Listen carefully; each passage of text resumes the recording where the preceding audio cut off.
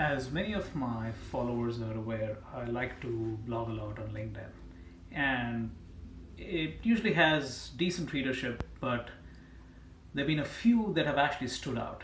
And interestingly, there was one that I had written about 3 weeks ago that has actually voted into my top three most read, most viewed, most liked, and most commented blogs. And I never expected it to be that way. Now, I just wanted to spend the next 2 to 3 minutes just vocalizing what I wrote in that blog to see if this actually hits a broader population, more so because it was very inspirational to me and I hope it is the same to you. Okay, so it was about 3 weeks ago. We were taking a red-eye flight from San Francisco to Philly on United. So we reached the airport, we got into the aircraft. It was about 10:30, 11 in the night. And then this bald-headed person steps out of the cockpit wearing a captain's uniform, takes the public address system in his hand, and for the next 3 minutes, it was the most mesmerizing experience of my life. So this is how he starts. Hey everyone, I'm Captain Jason Lopez. I want to acknowledge the amount of training, dedication that my colleagues, the flight attendants on this flight, have undergone. In fact, they have as much training, if not more, as we pilots do.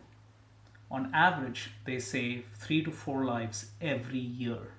So please treat them with respect. This is Captain Jason Lopez. The first thing out of his mouth is acknowledging his colleagues. But it gets better. Then he turns his attention to us passengers and says, I know you must have had a hard day. It's been a long, probably difficult day, and you've had to go through security checks, and they're not the easiest under any circumstances, particularly when you have to take a red eye and you know you have to stay up for the next 4 or 5 hours, sleepless night, and maybe you have business to attend to. So I apologize in advance for any inconvenience you have been put through before boarding this aircraft.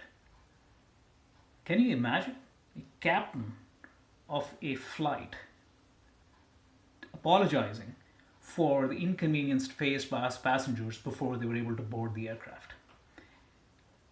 And then the final thing he says is, many of you may be going to Philly because Philly is your home. For others, it's probably a vacation or maybe even a business trip. Whatever the case is, I want to make sure that this flight is the highlight of your entire vacation or business trip or any other reason you're going to Philly. Can you put yourself in my shoes for a moment? In my family's shoes who were there with me, in the rest of the passengers of that Airbus.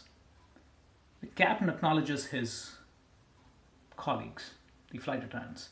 He then empathizes with us, his customers, about what a harrowing experience we've been put through a long day followed by security.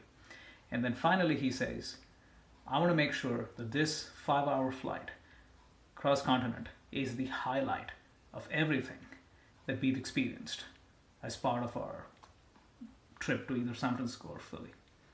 It just blew my mind. And that was the reason I actually wrote the blog.